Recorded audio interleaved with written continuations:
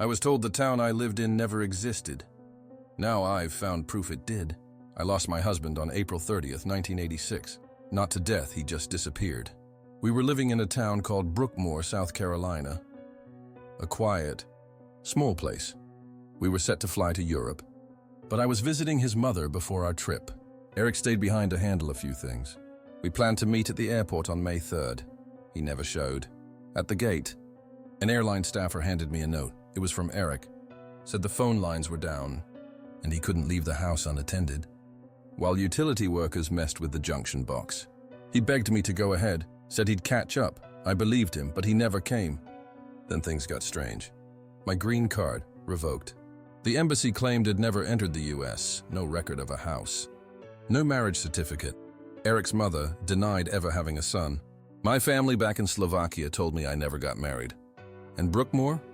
Apparently it doesn't exist, not on any map. No town by that name in South Carolina. The embassy even said, "You must be confusing it with somewhere else." Therapists diagnosed me with persistent complex confabulation. Said my memories were false, detailed. Yes, but made up. My brain scans came back normal. But they put me on antipsychotics anyway. I gave in. Convinced myself I'd imagined an entire life. Years later, I returned to the US on a work visa and settled in Hardyville. And I started remembering again the Catfish Festival, an old decommissioned train Eric and I visited on our anniversary. They were real, just like in my delusions. I drove toward where I remembered Brookmoor. The road was gone, just forest. I forced my way in, clawing through brambles, sobbing, screaming for Eric. Hours passed. I ended up exactly where I started. No sign of the town. Then, days ago, something shattered the silence.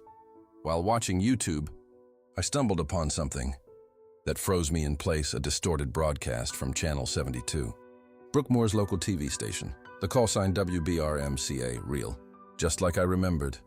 The channel, ominously titled, "There Is No Home," features warped tapes. But I recognized names listed in tape 2. Forecast, neighbors, friends, people I was told never existed.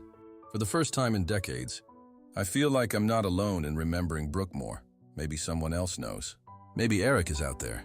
Maybe Brookmoor was real. And if someone preserved these broadcasts, maybe more of the truth is waiting to be uncovered. I need to know.